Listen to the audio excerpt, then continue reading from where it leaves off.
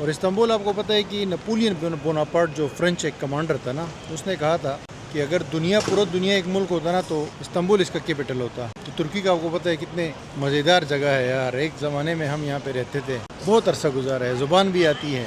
और अब्दुल्ला भाई जो है काफ़ी टाइम से पुर्तगाल में है, तो थोड़ा सा यार एक क्विकली शॉर्ट अंदाज में पूछते हैं। अब्दुल्ला भाई सबसे पहले तो ये बताए कि आप क्या मशवरा देंगे किसी को कि पुर्तगाल आना चाहिए या यूरोप आना चाहिए या नहीं, स्पेशली जैसे आप बगैर फैमिली के काफ़ी टाइम आपने स्पेंड किया ना यहाँ पे, क्या मशवरा देंगे लोगों को? मैं कहता हूँ अगर आपको मौका मिलता है तो बिल्कुल आना चाहिए, बिल्कुल आएँ।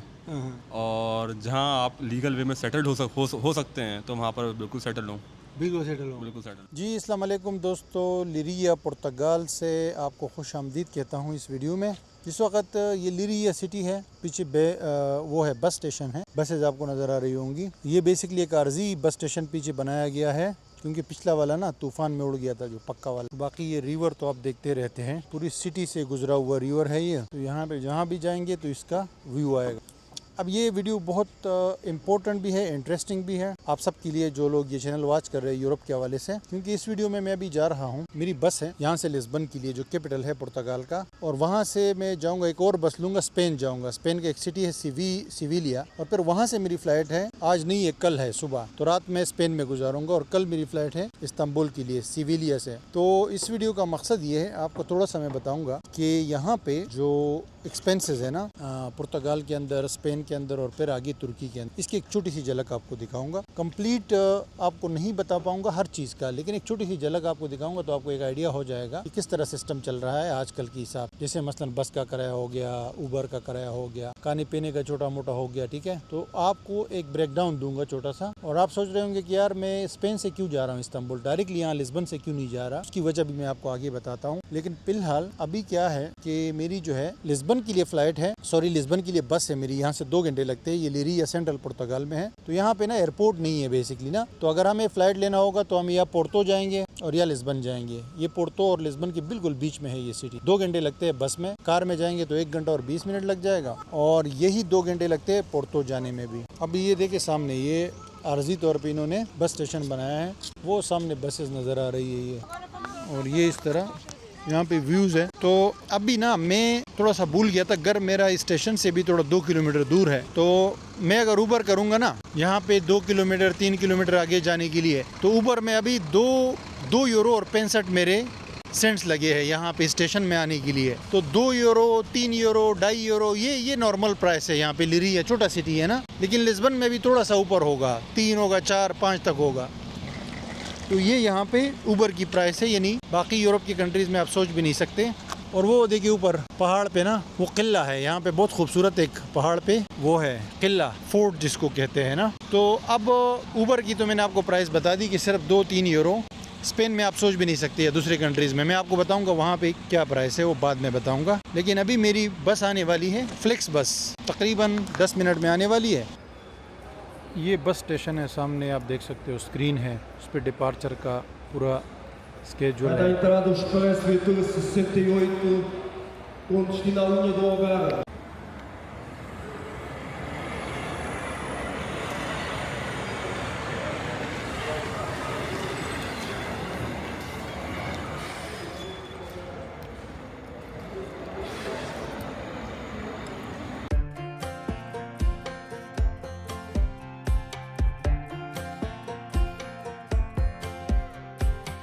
Last time we talked, you had nothing to say.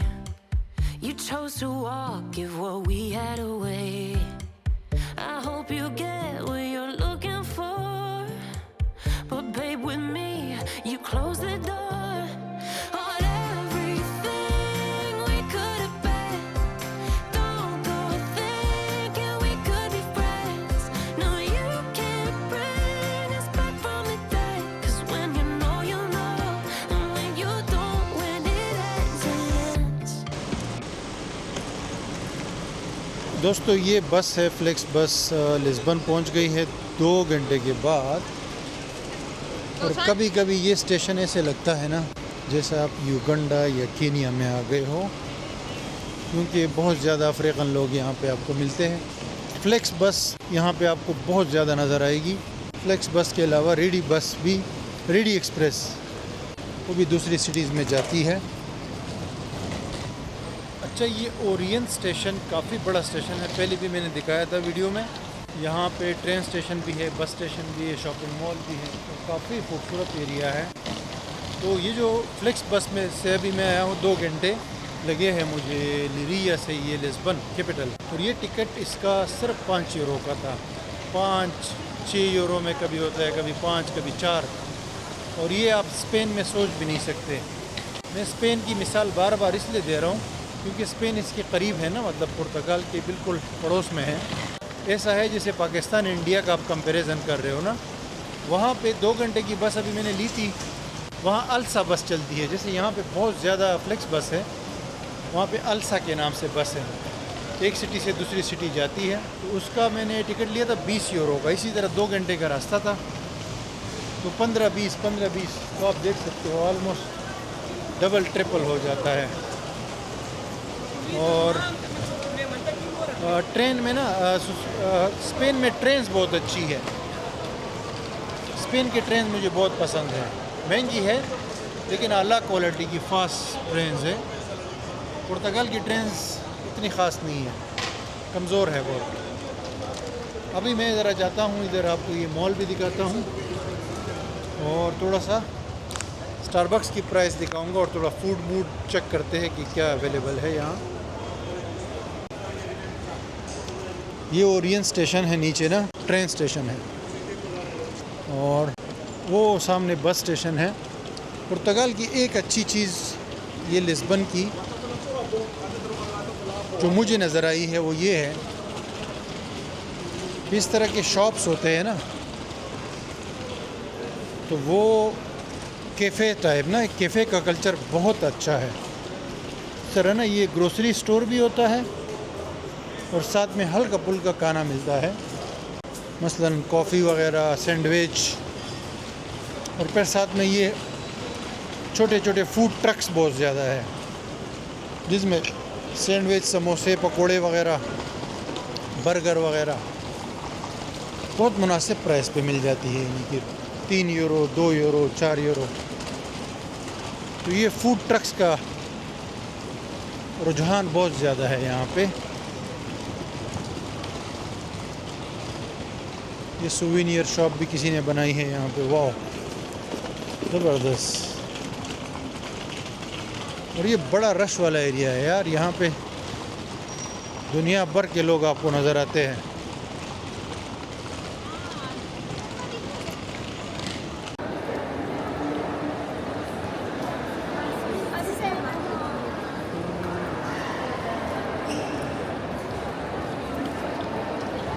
अच्छा जी, मैं अभी ये स्टारबक्स आया हूँ और यहाँ पे ये मैंने कॉफ़ी ली है। ये कैपेचिनो ग्रैंडे साइज़ कॉफ़ी है।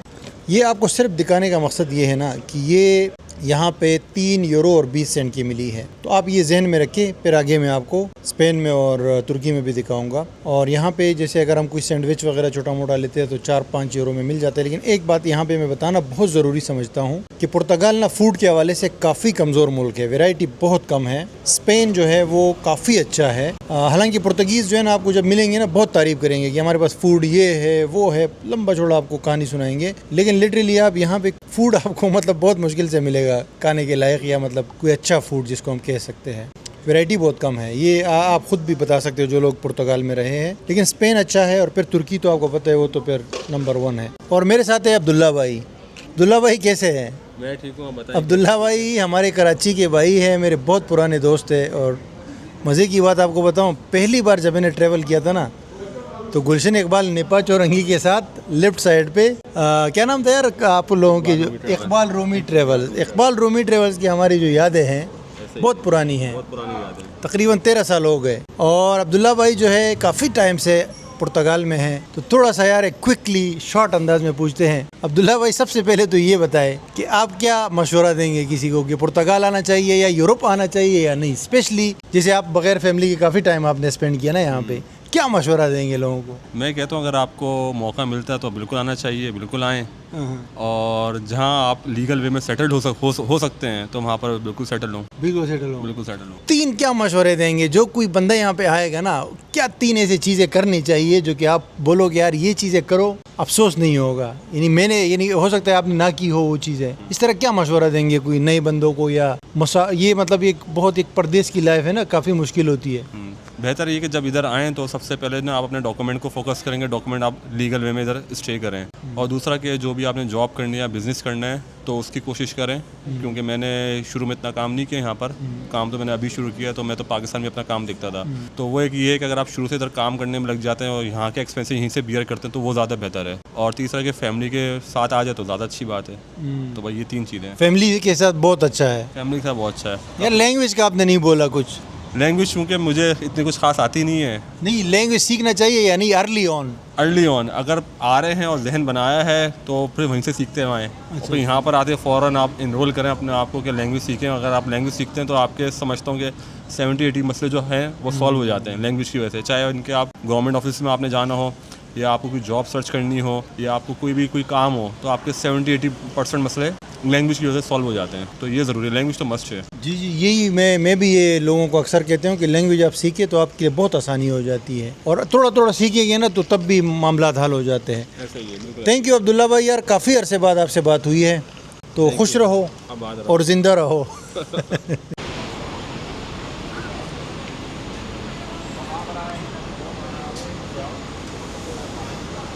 ये दोस्तों मेरी बस आ गई है स्पेन जाने के लिए। ये भी फ्लेक्स बस है, लेकिन ये किसी से उधार लिए इन्होंने, तो छोटा सा लेबल लगा हुआ है फ्लेक्स बस का, बाकी वाइट कलर की बस है। अभी 7 घंटे का सफ़र करना होगा इसमें स्पेन के लिए। आपको बताता हूँ कि ये कितने की ली है मैंने।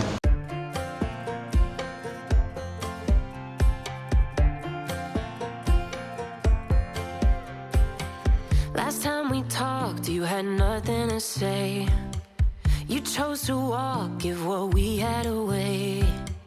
I hope you get what you're looking for, but babe, with me, you close the door on everything we could have been. Don't go thinking we could be friends. No, you can't bring us back from the dead. 'Cause when you know, you know, and when you don't, when it ends, it ends. When it ends, it ends. I really thought we might have been it, so my heart was shattered when it took the hit. Oh, I can't imagine doing all that again, even for one night to see where it went. Here's the thing, you made your bed, I just got your stay out of my head. No, you can't bring us back from the dead. 'Cause when you know, you know, and when you don't, when it ends, it ends. जी भाई लोग, मैं Spain के शहर swivel पहुंच गया हूँ। इसको English में सेविल कहते हैं और स्पेनिश में इसको सेविया कहते हैं। ये अंदालुसिया का कैपिटल है, सबसे बड़ा सिटी है अंदालुसिया का। तो यहाँ पे मैं पहुंच गया हूँ 7 घंटे के बाद। आप लोग सोच रहे होंगे कि यार वली भाई आपने तो कुछ भी नहीं दिखाया, थोड़ा सा बस लिस्बन से स्टार्ट हुए और यहाँ पे पहुँच गए, तो ये क्या मतलब बगैर स्टॉप के था क्या? नहीं भाई, बगैर स्टॉप के नहीं था, 3 स्टॉप इसने की है। ये वहाँ से जब स्टार्ट करता है ना जर्नी ये लिस्बन से, तो उसके बाद ये अल्बुफेरा सीधा 3 घंटे लगातार ट्रेवल करता है और अल्बुफेरा पहुंचता है। फिर उसके बाद फारो एक और सिटी है पुर्तगाल का, उसके बाद ओल्बा स्पेन में एक सिटी है, वहाँ पे स्टॉप करता है और उसके बाद ये फाइनल स्टॉप ये होता है। तो ये टोटल 7 घंटे का जर्नी होता है। और ये जो पुर्तगाल का ये वाला रीजन है, अलिंतेजो एक बीच में से आता है ना, बेजा वगैरह उसकी सिटीज़ के नाम है। और उसके बाद ये आता है अल्गार्व रीजन, जिसमें 3 बड़े सिटीज़ है ना, लागोस, अल्बुफेरा और फारो। तो ये बेसिकली पुर्तगाल का वो रीजन है जो गर्म होता है। अलिंतेजो, अल्गार्व और ये स्पेन का जो अंदालुसिया है, ये भी टच है ना एक साथ। तो ये बहुत गर्म एरिया है, यानी ग्रीनरी यहाँ भी होती है। अगर जैसे मैं रास्ते में आ रहा था तो पूरी ग्रीनरी दिख रही थी, लेकिन ये गर्म रीजन होता है। और इसमें अगर आप ये ग्रास देखेंगे ना तो ये सूख जाता है गर्मी में, और फिर इसमें आग लग जाती है। बहुत बड़े पैमाने पे आग लगती है समर के अंदर। अभी भी स्पेन में काफ़ी जगहों पे आग लगी हुई है पिछले 2-3 हफ्ते से। बहुत बड़ा नुकसान हो जाता है। तो हमारा जो रीजन है जहाँ पे मैं रहता हूँ वो उसमें आता है, नॉर्थ में आता है ना। तो उस साइड पे जो भी सिटीज़ है ना वहाँ पे गर्मी नहीं होती, वो सर्दी होती है। मतलब इतनी सर्दी भी नहीं होती, नॉर्मली होती है, लेकिन थोड़ा सर्द जगह है, वो गर्मी नहीं आती वहाँ पे। जैसे लिरिया है, कोइम्ब्रा है, पोर्तो है, आगे ब्रागा वगैरह, तो ये सारी साइड जो है वो ठंडा एरिया है। लेकिन ये वाला बहुत गर्म है। अभी भी रात को मैं पहुंचा हूँ तकरीबन यहाँ पे, स्पेन 1 घंटा आगे है, 12 बजे है तकरीबन, लेकिन यहाँ पे काफ़ी गर्मी है रात को भी। तो अभी मुझे एसी लगाना पड़ेगा रूम में। और मेरे भाई ऐसा है कि सफ़र तो अच्छा गुजरा, लेकिन रास्ते में इसने स्टॉप नहीं किया और उससे मुझे बहुत गुस्सा आया है साले के ऊपर। ये जो बस का ड्राइवर था इतनी जल्दी में था, जैसे बीवी ने उसको कॉल किया हो कि घर पहुंच जाओ, या कहीं शादी की रोटी में पहुंचना हो उसको, तो धड़ाधड़ जो है घुमाया। और फ्लेक्स बस पुर्तगाल से डायरेक्ट जो है ना स्पेन में एक यहाँ पे आती है सिविलिया और एक मैड्रिड में जाती। बाकी स्पेन के अंदर अपनी अलग बस होती है, अल्सा बस कहते हैं उसको, वो यहाँ पे सिटीज़ में आती जाती है। तो इस बार मुझे ऐसे लगा कि यार मुझे अल्सा बस में आना चाहिए लिस्बन से, क्योंकि लिस्बन से अल्सा बस भी आती है ना। क्योंकि ये फ्लेक्स बस ना, इसका कोई वो नहीं है, टाइम टेबल नहीं है, मतलब कभी ये रुकता है कभी नहीं रुकता, क्योंकि 7 घंटे का सफ़र है। 3 स्टॉप तो करती है, उसमें पैसेंजर उठा के 2 मिनट के बाद रवाना हो जाती है। तो अगर आपके पास फूड वगैरह नहीं हो तो आप वहीं पे फंस जाते हो ना बस में। हालांकि इसमें बाथरूम होता है इमरजेंसी के लिए, लेकिन ये है कि खाने पीने का बहुत बड़ा मसला होता है। मतलब ये पाकिस्तान वाला सीन नहीं है ना। पाकिस्तान के तो में तो लोगों के मज़े होते हैं जो बस में सफ़र करते हैं। वहाँ पे अगर आप मोटरवे पे देखें ना तो बहुत अच्छे एरियाज होते हैं, सर्विस एरियाज, जैसे कलर का हार या बेरा वगैरह। वहाँ पे आपको 24/7 जो है ना कढ़ाइयाँ मिलती है, चाय मिलती है, बेकरी मिलती है, राहत वगैरह। यहाँ पे ये सीन नहीं होता। यहाँ पे कभी ये फ्लेक्स बस जो है 7 घंटे का जर्नी है, 7-8 घंटे का, इसमें कभी 20 मिनट का स्टॉप करती है, कभी नहीं करती। आज नहीं किया, हालांकि पहले मैं कई बार आया हूँ तो पहले किया था 1-2 बार। तो वो 20 मिनट के स्टॉप में भी क्या होता है कि एक ही शॉप होती है, उसी से आपने सारा कुछ लेना होता है। ग्रोसरी शॉप होता है और प्लस एक समझ लो कि कैफे टाइप होता है। और कभी कभी वो बंद होता है। जैसे अल्बुफेरा इतना बड़ा जो है ना सिटी है, मशहूर है ट्रेवलिंग टूरिस्ट के लिए, और वहाँ पे अगर आप लोग में से कोई गया हो ना तो बस टर्मिनल इनका बहुत घटिया है। एक ही शॉप है, वो 7 बजे बंद हो जाती है शाम को। फिर आगे जो भी बस आएंगी ना वो लोग ख्वार होते जाते हैं। वाइंडिंग मशीन है, लेकिन उस पर भी फिर रश पड़ जाता है ना।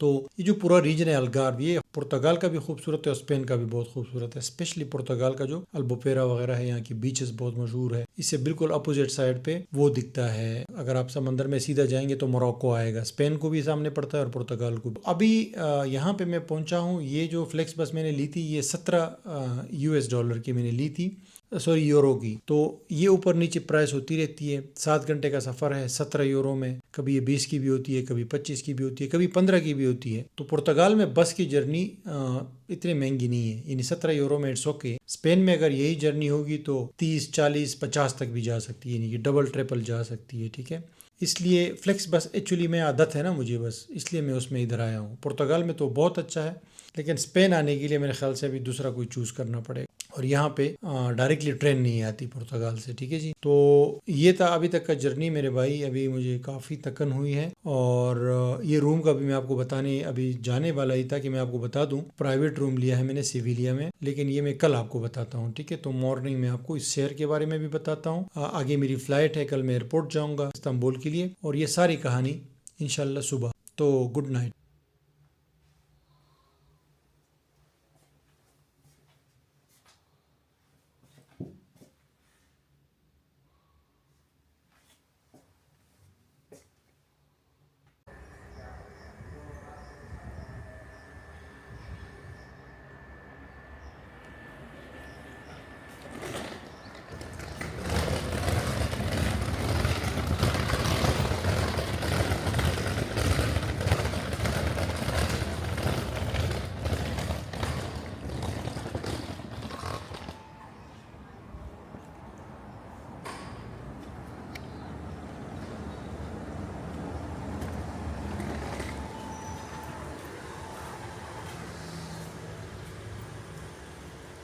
गुड मॉर्निंग दोस्तों। इस वीडियो में अगेन सिविलिया स्पेन से। ये स्ट्रीट है जहाँ पे मैंने होटल में स्टे किया था। होटल का नाम था होटल मैड्रिड, और ये होटल मुझे सिर्फ €30 में पड़ा था। प्राइवेट रूम था, बड़ा खूबसूरत, डबल बेड था, इसमें प्राइवेट वॉशरूम भी था। इस तरह की डील जो है बहुत मुश्किल से मिलती है, इवन स्पेन के अंदर। स्पेन जो है पुर्तगाल से एक्सपेंसिव है होटल के प्राइस को लेके, क्योंकि यहाँ पे ना टूरिस्ट बहुत ज़्यादा आते हैं स्पेन में।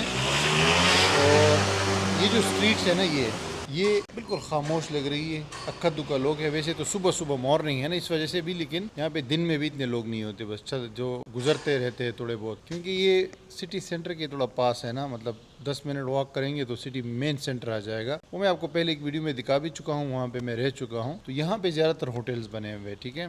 तो अब 30 यूरो में यहाँ पे सवाल ही पैदा नहीं होता, क्योंकि यहाँ पे स्पेन में नॉर्मली हॉस्टल 15-20 यूरो से कम नहीं मिलता पर नाइट, जो बेड स्पेस होता है। प्राइवेट रूम जो है 30 यूरो में मिलना ऑलमोस्ट नामुमकिन होता है। लेकिन ये वाहिद सिटी है, एक्सेप्शन है ये सिविलिया, कि यहाँ पे मिल जाता है 30 यूरो में भी, 40 यूरो में भी। पहले भी मैं स्टे कर चुका हूँ। अभी इसलिए मिला है क्योंकि अभी वो है ना, गर्मी बहुत ज़्यादा है यहाँ पे, सीज़न नहीं है, तो यहाँ पे लोग थोड़ा सीज़न में आते हैं। सर्दी में यहाँ पे गर्मी होती है, नॉर्मल मौसम होता है, सर्दी यहाँ पे नहीं आती। ये अंदालूसिया के अंदर जो कैपिटल है ना, ये सिविलिया और मालागा वगैरह में ज़्यादा एक्सपेंसिव होता है। तो ये वाहिद सिटी है स्पेन में। अगर आप यहाँ पे सिविलिया में आते हैं ना, तो आपको तकरीबन हर टाइम कम रेट पे मिलेंगे होटल्स वगैरह, और यहाँ पे फूड का सीन भी अच्छा होता है। तो अभी जो है मुझे एयरपोर्ट जाना है, और मैंने चेक किया है यहाँ से एयरपोर्ट तकरीबन 10 किलोमीटर दूर है, 10, 11, 12।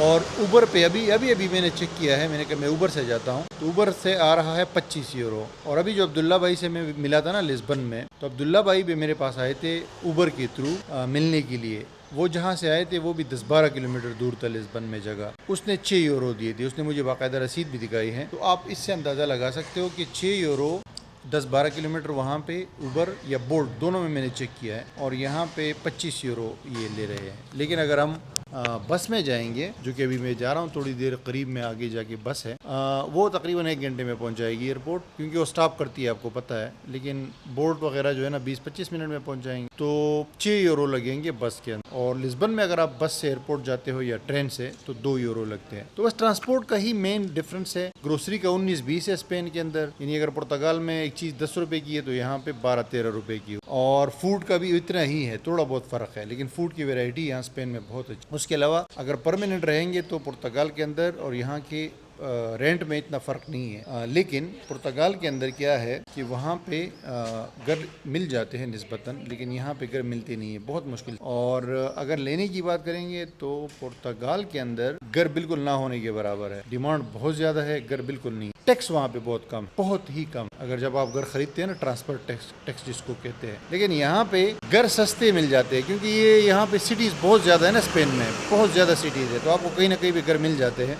लेकिन टैक्स बहुत हाई है यहाँ पे। ऑलमोस्ट ट्रांसफ़र जो टैक्स है ना, जब आप घर लेके ट्रांसफ़र करेंगे तो ऑलमोस्ट आपको 10-12% टैक्स देना पड़ेगा। तो ये जहन में रखिएगा। अभी चलते हैं एयरपोर्ट, काफ़ी लंबा भाषण हो गया यहाँ पे इस गली में।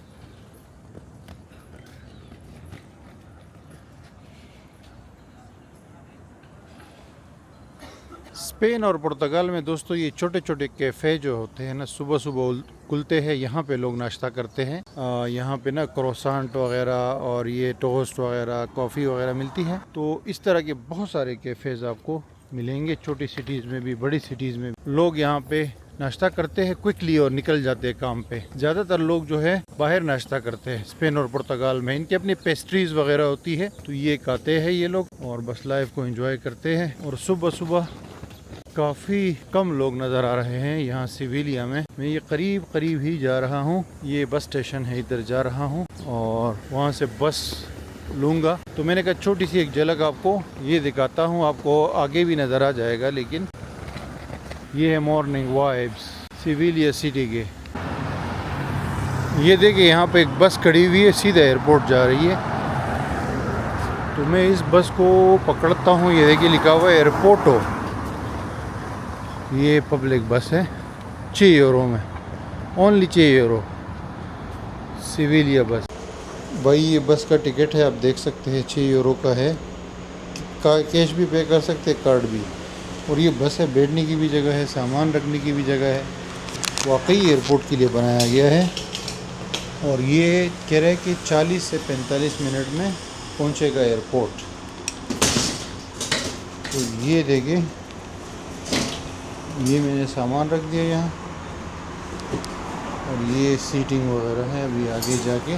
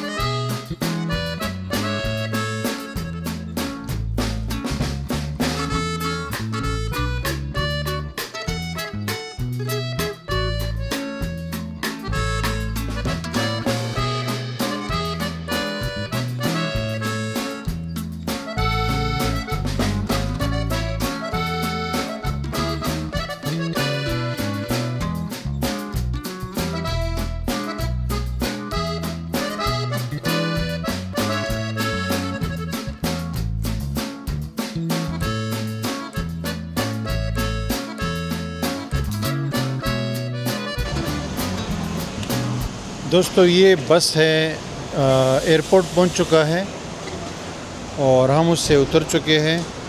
एग्जैक्टली 40 मिनट के अंदर ये पहुंचा है सेविलिया के एयरपोर्ट और 6 यूरो में। Not bad. उबर में जो है ना कम से कम वो लगते 25-26 यूरो लगते हैं। तो अगर टाइम है बंदे के पास तो इसी पे आना चाहिए। अभी ये एयरपोर्ट है और तुर्किश एयरलाइन से मेरी फ़्लाइट है इस्तांबुल के लिए। उसका बोर्ड तो नज़र आ गया, लेकिन एयरपोर्ट जो है थोड़ा सा गुजारे लायक लग रहा है।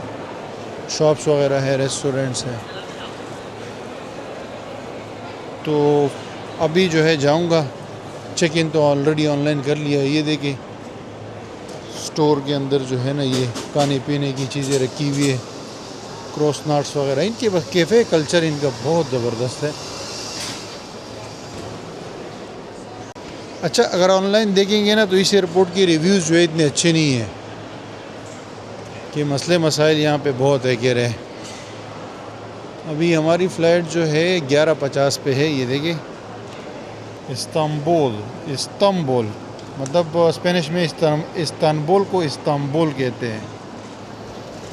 और गेट नंबर मुझे मिल चुका है, क्योंकि मुझे इधर नहीं जाना है ना, ये बोर्डिंग काउंटर्स नहीं जाना है। बोर्डिंग काउंटर पे वो कह रहे उधर जाओ, लेकिन मुझे इधर जाना ही नहीं है।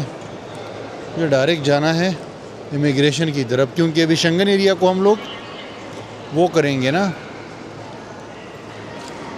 अभी हम लोग शेंगन एरिया को एग्ज़िट करेंगे। आप अगर शेंगन के अंदर फ़्लाइट लेते हो ना, जैसे पुर्तगाल से स्पेन या स्पेन से फ्रांस, तो इमिग्रेशन नहीं होती। डायरेक्ट फ़्लाइट में बैठ जाओ डोमेस्टिक की तरह, जैसे कराची से पेशावर जा रहे हो। लेकिन अभी जो है यहाँ से बाहर जाएंगे तुर्की, तो वो एग्ज़िट होगा शेंगन से, तो फिर इमिग्रेशन का सामना करना पड़ेगा मेरे भाई। बाहर से आएंगे तब भी सामना करना पड़ेगा। और काफ़ी कुछ लग रहा है यार इस छोटे से टर्मिनल में। लेकिन ये आप स्टाइल चेक करें, छत का स्टाइल चेक करें, बिल्कुल अंदलूसियन स्टाइल है ना, अरबिक स्टाइल। यहाँ पे आपको बहुत सारे अंदलूसिया के अंदर ना होटल्स और घर वगैरह भी इस स्टाइल में मिलते हैं। अंदलूसियन स्टाइल इसको बोलते हैं। ये इसमें अरबिक टच भी होता है। जो इस्लामिक यहाँ पे हिस्ट्री रही है ना, मैंने देखे हैं काफ़ी सारे। अभी ये तुर्किश एयरलाइन है, इसका सामने काउंटर्स है, लोग चेक इन कर रहे हैं, लेकिन मैं तो ऑनलाइन कर चुका हूँ। तो बोर्डिंग गेट सामने लिखा हुआ है, मुझे उस तरफ डायरेक्ट जाना है। और अभी इमिग्रेशन वगैरह को क्रॉस करके ना आपको बताता हूँ फाइनली कि यहाँ से मैं क्यों फ़्लाइट ले रहा हूँ, लिस्बन से क्यों नहीं ले रहा, उसकी वजह आपको बताता हूँ। और फिर हम फ्लाई करेंगे इस्तांबुल। अब यूरोप में ज़्यादातर ना ये ऑनलाइन वो आ गया ना, मतलब ये स्मार्ट गेट्स आ गए हैं। बस इस पे आपने अपना वो लगाना है बोर्डिंग पास और निकल जाना है आगे। दोस्तों सिक्योरिटी हो गई है। ये सेविलिया का ड्यूटी फ्री यहाँ से स्टार्ट है।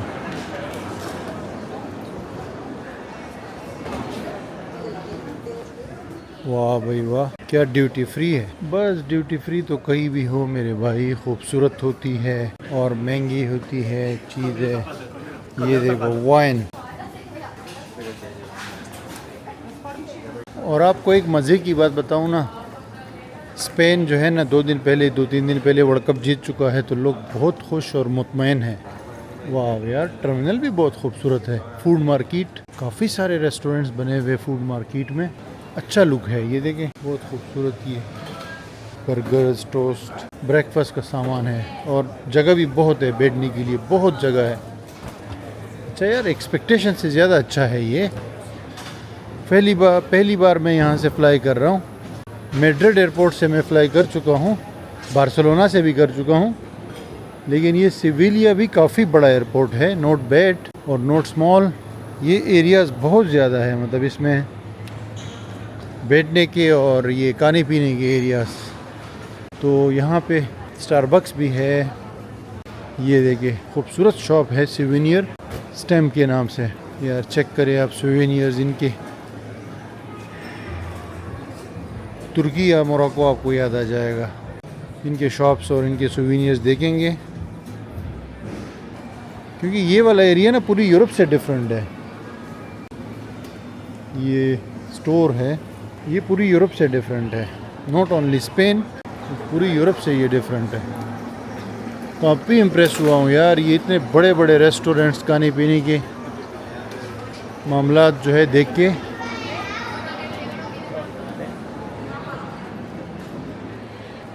और अच्छा है, ये बहुत अच्छा है। हालांकि पुर्तगाल में इतना नहीं होता, इतने रेस्टोरेंट्स और इतने मामलात नहीं होते। आगे बर्गर किंग, मैकडोनल्ड, KFC सब अवेलेबल है। अच्छा जी, चलते चलते ये स्टारबक्स भी आ गया एयरपोर्ट के अंदर, और आप देख सकते हैं इतना बड़ा स्टारबक्स है ये। सिर्फ इसकी ये सीटिंग एरिया देखे, इतना बड़ा सीटिंग एरिया है मेरे दोस्त कि कम से कम 100 लोग आराम से बैठ सकते हैं यहाँ। और फिर यहाँ पे आप स्टारबक्स के प्रोडक्ट्स देखिए, इतने ज़्यादा प्रोडक्ट्स हैं यार। सैलेड्स और चिया सीड के साथ जो है वाह, अड़े वाह, फ्रूट सैंडविचेस। फिर यहाँ पे देखिए ये, और प्राइस आपको दिखाता हूँ कि यहाँ पे क्या प्राइस है।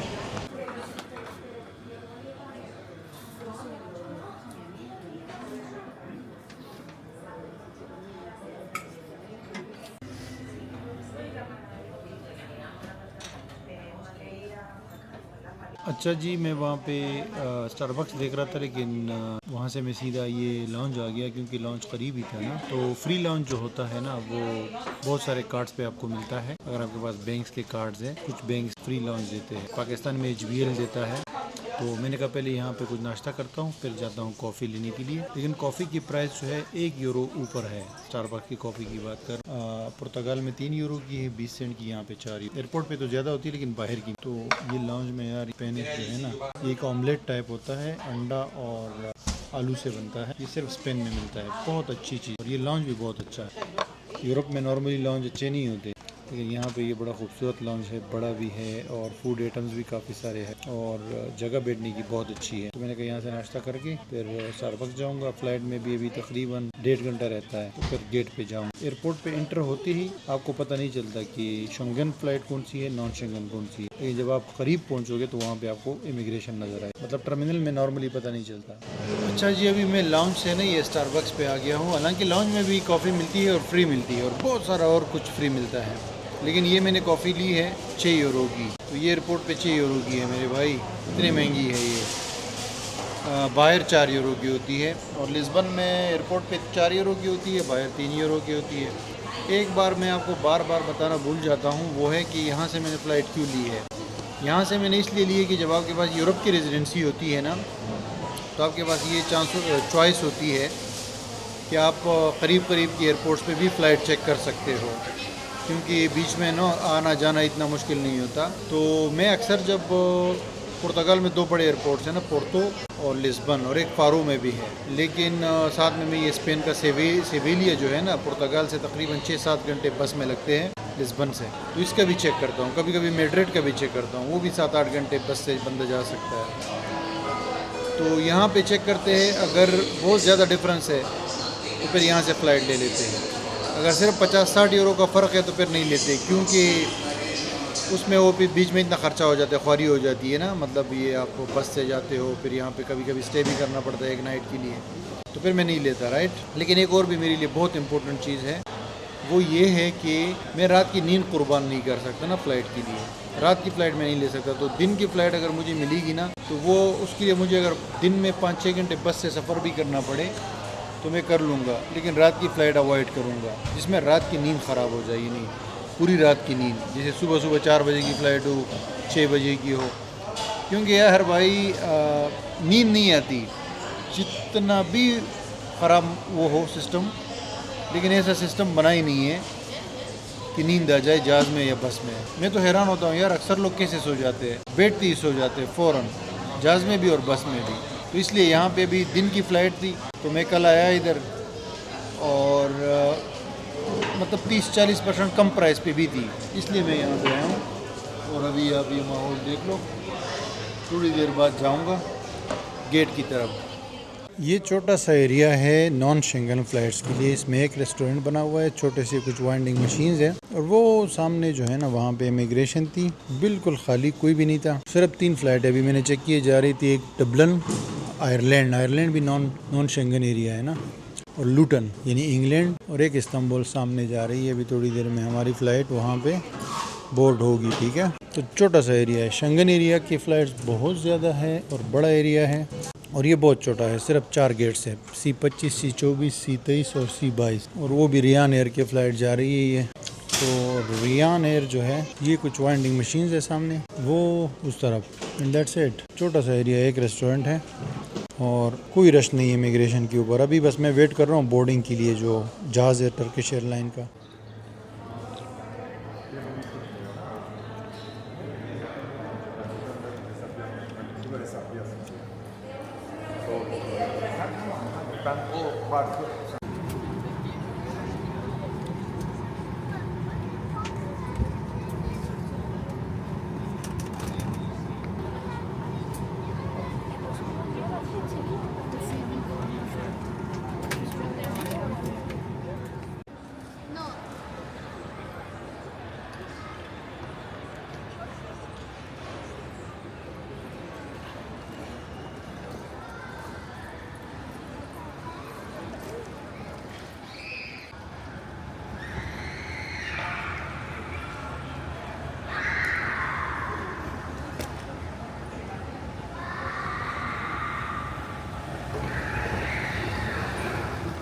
दोस्तों फाइनली मैं इस्तांबुल एयरपोर्ट पहुंच चुका हूं। बहुत स्मूथ फ़्लाइट थी, 4 घंटे की फ़्लाइट थी स्पेन से, और जैसे कि तुर्किश एयरलाइन की हमेशा होती है। अब आप लोग पूछेंगे यार ये फ़्लाइट कितने की थी, तो फ़्लाइट ये तकरीबन 250 यूरो की थी वन वे वहाँ से, और अभी मेरी आगे की फ़्लाइट है यहाँ से, तो मैं कहीं और जा रहा हूँ। आज ही की फ़्लाइट मुझे मिल गई, वरना तो यहाँ से निकल भी सकते हैं ईज़िली। तुर्किश पासपोर्ट पे सिंपली आपने ना स्कैन करना है ऑटो गेट पे, स्मार्ट गेट पे, और निकल के 2 मिनट का काम होता है। और ये इस्तांबुल सिटी है, ये एयरपोर्ट बहुत बड़ा है मेरे भाई, दुनिया का मेरे ख्याल से सबसे बड़ा एयरपोर्ट है। बस टर्मिनल बिल्डिंग की बात करूँ, बिल्कुल शॉपिंग मॉल की तरह लग रहा है, अभी आपको दिखाता हूँ। और ज़मीनी लिहाज से नहीं कह रहा, नया बना हुआ है 2019 में। और इस्तांबुल आपको पता है कि नेपोलियन बोनापार्ट जो फ्रेंच एक कमांडर था ना, उसने कहा था कि अगर पूरा दुनिया एक मुल्क होता ना, तो इस्तांबुल इसका कैपिटल होता। तो तुर्की का आपको पता है कितने मज़ेदार जगह है यार। एक ज़माने में हम यहाँ पे रहते थे, बहुत अरसा गुजारा है, ज़ुबान भी आती है।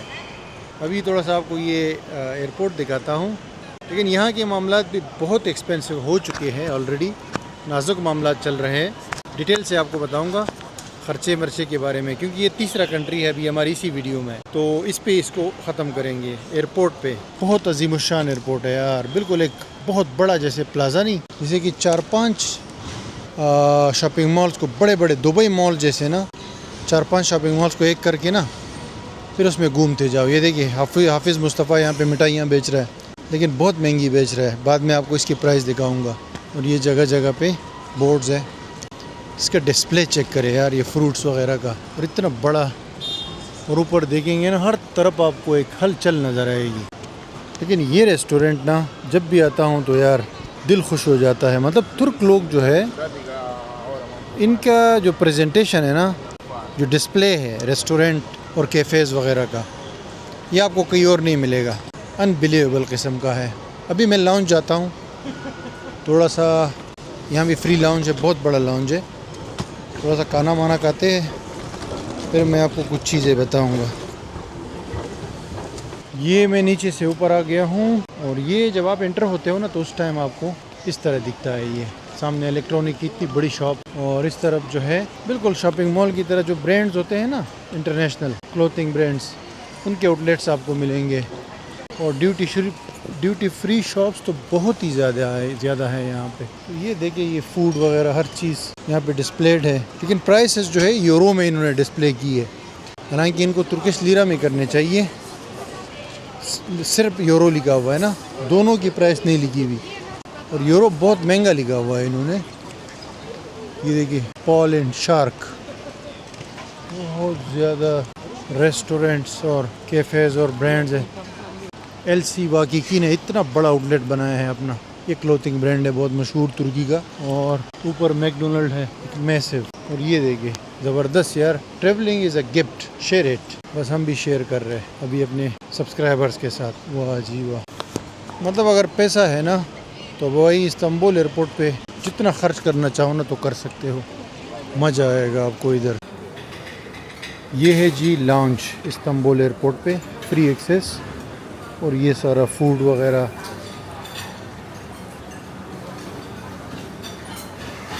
किसी को मिठाइयाँ खानी है तो इधर पहुंच जाओ मेरे भाई, तबाकुन मिठाइयाँ हैं। और इतना बड़ा लाउंज है, बैठने की जगह। ये लाउंज ही पूरा एक एयरपोर्ट है। अच्छा जी, लाउंज का खाना भी हो गया। बहुत ज़्यादा वैरायटी है यार, मज़ा आ गया यार। आपको दिखा नहीं सका क्योंकि थोड़ी जल्दी थी। बहुत वैरायटी है यार, टर्किश फूड जो है ज़बरदस्त है। ये लाउंज तो फ्री है ना अगर किसी के पास एक्सेस है, लेकिन आप देख सकते हैं ये तो खूबसूरत है यार। इसमें ये ग्रीनरी चेक करें, और इसमें वो भी बना हुआ है, बार वगैरह भी है, ये स्मोकिंग लाउंज भी है, टेरेस भी बना हुआ है। असल अभी बात आपको क्विकली मैं ये बताता हूँ कि ये लाउंज तो फ्री है लेकिन इस्तांबुल काफ़ी एक्सपेंसिव है। मसलन अभी तो मैं बाहर नहीं जा रहा, लेकिन नॉर्मली मैं 1-2 दिन के लिए स्टे करता हूँ जब भी आता हूँ तुर्की। यहाँ से अगर हम बस से जाएंगे ना तो वो 420 लीरा की हो गई है। पहले वो 50 लीरा की थी, आज से 4-5 साल पहले। अब वो 420 लीरा की है, जो कि 8 यूरो बनते हैं। तो आप देख सकते हो कि वहाँ से हम बस में स्पेन में 6 यूरो में गए, यहाँ पे 8 यूरो। तो इतना काफ़ी, मतलब सिर्फ बस में इतना पैसा आपका लगेगा, वो भी आप यूरोपियन साइड पे कहीं जाएंगे। टैक्सी में जाएंगे तो 30 से 40 यूरो कहीं नहीं गए इस्तांबुल एयरपोर्ट से ना, इस्तांबुल सिटी में। अल्दो की एयरपोर्ट थोड़ा सा दूर है, लेकिन फिर भी टैक्सी बहुत एक्सपेंसिव हो गई है। 2500 से 3000 लीरा भी लेती है। पहले आप 200-300 लीरा में आराम से चले जाते थे, लीरा गिर भी बहुत गया है। उसके अलावा अगर हम दूसरी बात करें ना, मसलन ये जो है पब्लिक ट्रांसपोर्ट भी महंगी हो गई है, और उसके अलावा खाना पीने की चीज़ें भी बहुत ज़्यादा महंगी हो गई है अभी। मतलब पहले ये जो टर्किश ब्रेकफास्ट है ना, ये 200-300 में ईज़िली हो जाता था। अभी लास्ट टाइम मैंने किया था 2 बंदों ने, कोई 1500 रुपये हमारे लगे थे, यानी लीरा जो है यहाँ का। तो इसी तरह किराए बहुत बढ़ गए हैं इस्तांबुल में। अभी जैसे पुर्तगाल में अगर 800-900 यूरो का वो है अपार्टमेंट रेंट पे, तो यहाँ पे भी 1200-1300 से कम नहीं मिलेगा आपको। अगर सिटी सेंटर में लेते हैं, थोड़ा साइड पे लेते हैं तो हो सकता है 800-900 1000 में भी मिल जाए। तो इस तरह यहाँ पे काफ़ी महंगाई हुई है भाई। जो लोग घूमने के लिए आते हैं उनको पता होगा कि तुर्की कितना महंगा हो गया है पिछले ख़ास तौर पे 2-3 साल में ना। हाइपर इन्फ्लेशन है यहाँ पे अभी। तो इस चीज़ को नज़र में रखते हुए मेरे ख्याल से, मुझे तो अक्सर जब मैं तुर्की आता हूँ ना तो मुझे पुर्तगाल जो है सस्ता लगता है तुर्की से, क्योंकि यहाँ पे बहुत ज़्यादा, जब भी 2-3 महीने में आता हूँ रेट चेंज हो गए होते हैं। पुर्तगाल में कम से कम इतना है कि अभी आप जाओगे 6 महीने बाद जाओगे रेट वही रहेगा, यूरो में है लेकिन वही रहेगा। तो ये सारा है यहाँ पे लाउंज से आपको अपडेट। और आपको मैं एक छोटी सी झलक दिखाता हूँ ये लाउंज की दोबारा। यहाँ से हम लोग व्यू भी कर सकते हैं। ये देख, ये लाउंज से आप एयरपोर्ट भी देख सकते हैं। ये टेरेस है, इसके अंदर जो है फ्री मसाज भी है मेरे भाई। ये देखिए वो सामने बार है। मतलब एक लाजवाब, हर चीज़ A1 है यहाँ पे इस एयरपोर्ट पे। बस सिर्फ इतना है कि एयरपोर्ट से बाहर निकलेंगे ना तो फिर जो है जेब बाहर ही रखनी पड़ेगी आपको।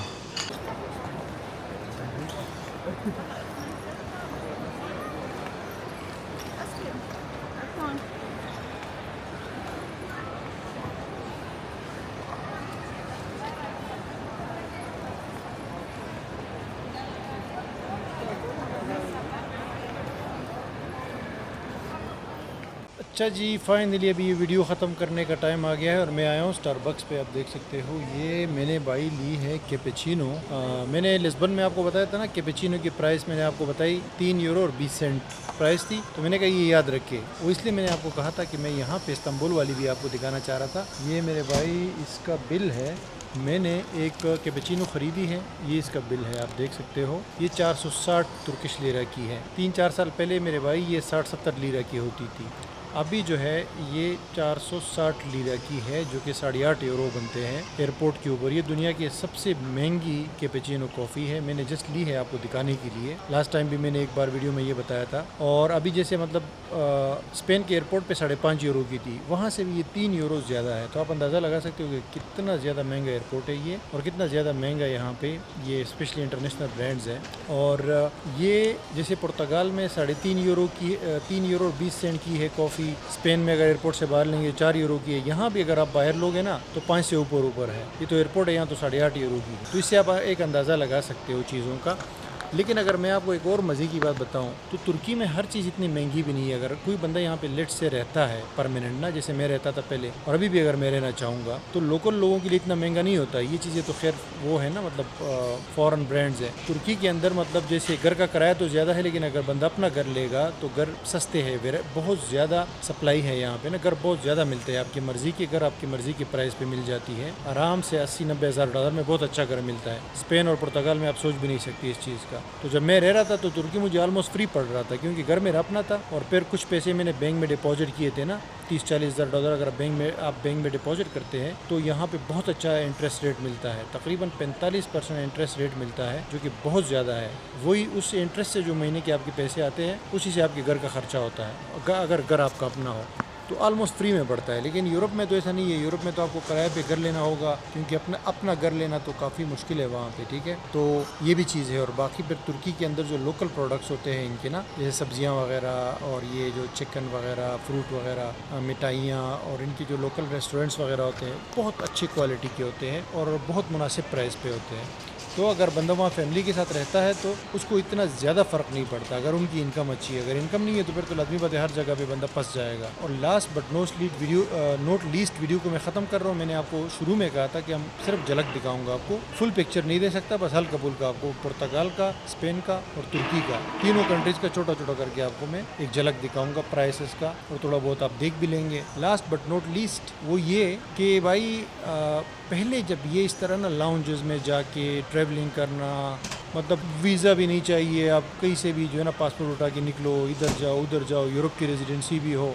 और तकरीबन हर मुल्क का वीज़ा भी लगा हुआ हो आपके पासपोर्ट पे, अमेरिका, कनाडा वगैरह, फ्री एक्सेस हो लाउंजेस का, फ़्लाइट्स भी जो है ना मुनासिब रेट पे। ये एक टाइम पे मेरा ख्वाब था, मतलब इस तरह की लाइफ गुजारना। आज से तकरीबन आप समझ लो कि 7-8 साल पहले या 6-7 साल पहले। लेकिन लिटरली गाइस अभी मैं आपको बताऊं, अभी ये चीज़ें बिल्कुल नॉर्मल लगती है, बिल्कुल मज़ा नहीं आता इन चीज़ों को करने का। मतलब उस टाइम जो ड्रीम था, मज़ा आता था। तो इसकी क्या वजह हो सकती है आप मुझे कमेंट में बताएं। मेरे ख्याल से तो ये वजह हो सकती है कि जो चीज़ आपको पहले ना बहुत ज़्यादा वो लगती थी ना, नाकाबिल यकीन, जब वो चीज़ आप बार बार करते हो ना फिर उसका मज़ा ख़त्म हो जाता है, वो बिल्कुल नॉर्मल लगने लगती है। और या जो कोई चीज़ आप ज़्यादा करते हो, बार बार करते हो, चाहे वो जितनी भी लग्जरी चीज़ हो, उसमें फिर आपको मज़ा नहीं आएगा। तो भाई मज़ा ही ख़त्म हो गया यार लाइफ का और ये ट्रैवलिंग का और इस तरह लग्जरी इंजॉय करने का। तो बताए क्या किया जाए, बोरिंग लगने लगी है अब ये चीज़ें। कोई और चीज़ बताए, क्या चीज़ मैं ऐसा करूँ कि उसमें मज़ा आए, एक्साइटमेंट आ जाए, मोटिवेशन आ जाए और लाइफ वंस अगेन जो है पटरी पे चढ़ जाए। Thank you very much guys watch करने के लिए। मिलूंगा बहुत जल्द आपसे एक और वीडियो में।